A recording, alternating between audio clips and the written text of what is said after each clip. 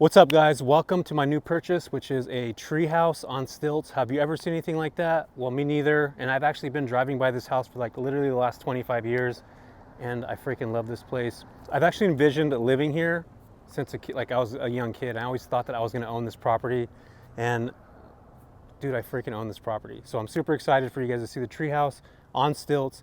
This is a one-of-a-kind property in Modesto. Come in, let's take a look at it.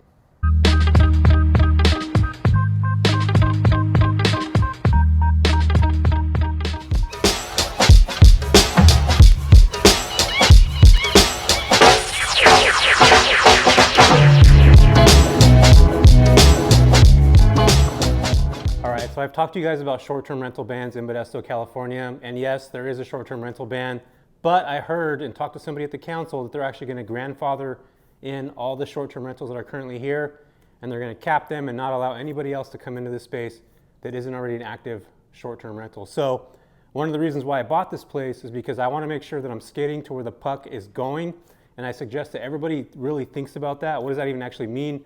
That means that the Airbnb algorithm has been changing to unique properties. It's been changing in the sense that these homes just like this, tree houses, unique experiences, those are the #1 properties that are being lifted up to the front page. And if you have a property that's something similar to this or has an experience attached to it, you're most likely going to book way more than just a traditional house that has 4 walls, a window, and a TV. That stuff just doesn't work anymore, and I don't expect it to work going forward in the future. Anything that I'm buying now is going to have to be a unique property just like this. So I actually sold a property, one of the ones you've probably seen before. It was a mid-century property that was a midterm rental. It kicked ass, it did extremely well. It's in most of my videos that you've seen me record in. I sold that to be able to purchase this property. And as I talked to you guys before, sometimes with the short-term and midterm rental properties, when you're investing, a lot of it goes back to numbers. It's all a very cold type of environment. As an investor, you gotta look at how much you're gonna be able to earn, what the income is, what the cash-on-cash return rate is going to be. And for me, I wanted to buy something that I was actually emotionally attached to. In fact, I would recommend not doing that, but in this particular situation, I loved this house so much that I actually felt that I was going to own it one day. As a little kid driving by this house, and as an adult driving by this house, I truly felt that I was going to own this, and here I am. Miraculously, God and the universe aligned, right? And I actually own this property, and I'm super excited about it. And I have a lot of emotion behind this property, which typically I don't do. But for me in this situation, I just thought that, I envisioned this property. Like literally, you guys, I thought about living and owning and having this property. And if this doesn't work as a short-term rental, which I think it's going to kill, then I'll talk about the numbers in a little bit. But if this doesn't work out for whatever reason, I would actually move and live in this property. It's so unique and so different. There's nothing like it around. In fact, in some of the other cities and states that I've been to, I've never seen anything like it at all. But for it to be in my own backyard, it's just amazing. So for me, again, going back to the numbers and things being cold in the investor world, there's not really attachment or emotion that's involved in it. But this particular property, I just have this emotion that I really wanted it. And it happened to be that I was going to sell that property anyway.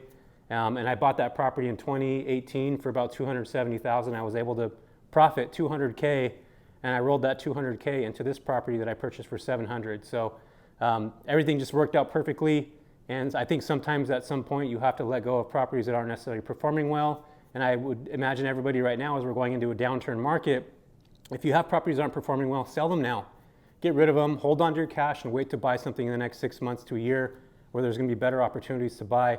But I think that everybody now that's investing should really think about that. If you've had short-term rentals or midterm rentals that aren't performing, get rid of those assets, sell them at a loss, or sell them right now because you don't know what's going to eventually happen. And that's not the best the best advice that I can give, but for me in that situation, even though I had a profitable Airbnb or midterm rental, I wanted to buy something that was bigger and upgrade. So I 1031 exchange for the first time to land this beautiful property, which I'm super excited about. So one of the reasons that I actually purchased this property is because it's sitting on a lake bed. It's a freaking stilt house. I mean, the stilt house with the tree that's literally, we're gonna have to show that tree in a little bit. But anyway, this house is literally all windows. And that's one of the things that I love about it is that it has natural light that comes in. It feels very open, it feels very wide, it feels very rustic, it feels mid-century. The architect that actually put this house together lived in it for like 75 years. He probably died in it too. Don't tell anybody about that. But I'll have to ask the realtor if that actually happened because, gosh, maybe that did happen. All right, cancel this video, we're leaving. But yeah, this house has a ton of windows, a ton of natural light, and it just feels like you're not in Modesto. And I think that that's where I really want everybody that's watching this to understand when you buy an experience or buying a specific place, this is the destination, not everything around the property or the market or the specific area. When people are going to be coming to this specific property, this is the destination. They're not looking to go anywhere else. And I think that we need to have that mindset when we're looking at unique experiences or short-term rentals, that you are, or that property is the actual experience. So you guys will check this out. It has a super cool fireplace. It is like massively big. It takes up the entire living room. And it's kind of a funky L-shaped open concept, but I actually truly love that. It has just some 50s, 60s retro. This house was actually built in 1964.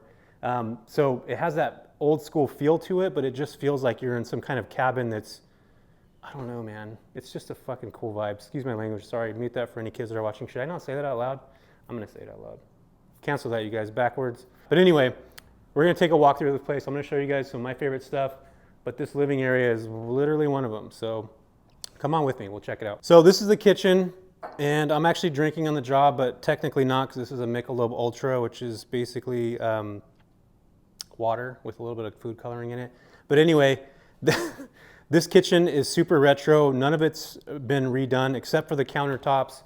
This is some super cool black granite top that I don't know where they found it, but all the cabinets and everything in this property is actually redwood from the 60s. It's still the same redwood. It's something that I really enjoy about the property. Again, redwood is, its weather just looks freaking cool. But anyway, new countertops. There's some badass stainless steel stuff.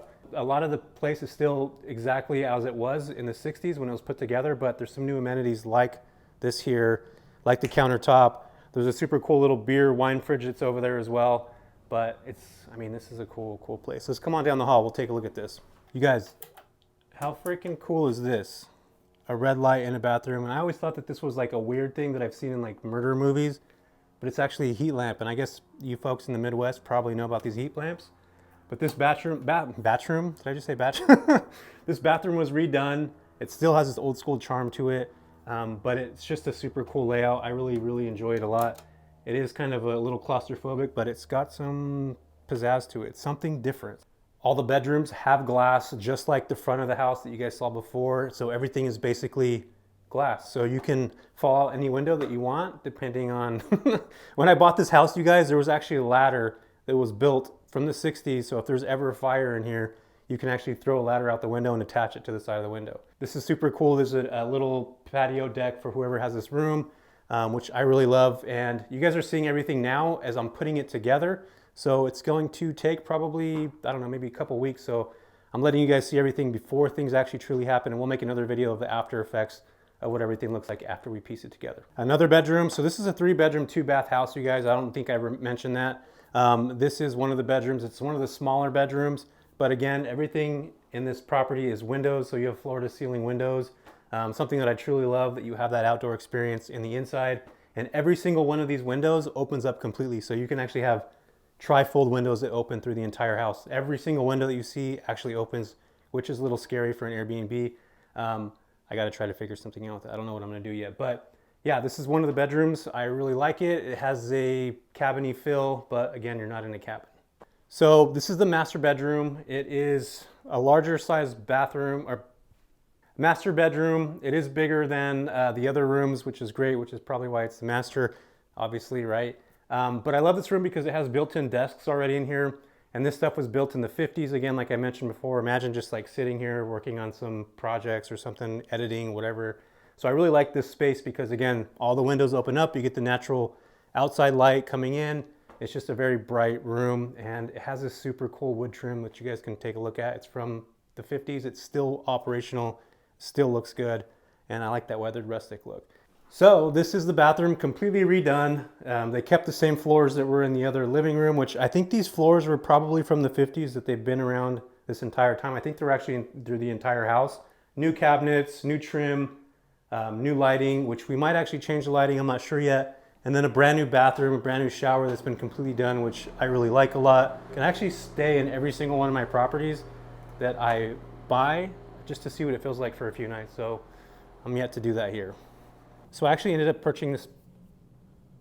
I ended up purchasing this property for $700,000. Can I ever speak like a normal person, like for real? I just want to be able to do that like a normal human. I bought this house for $700K. Remember I talked to you guys earlier about the property that I sold, which was the mid-century home that I freaking love too.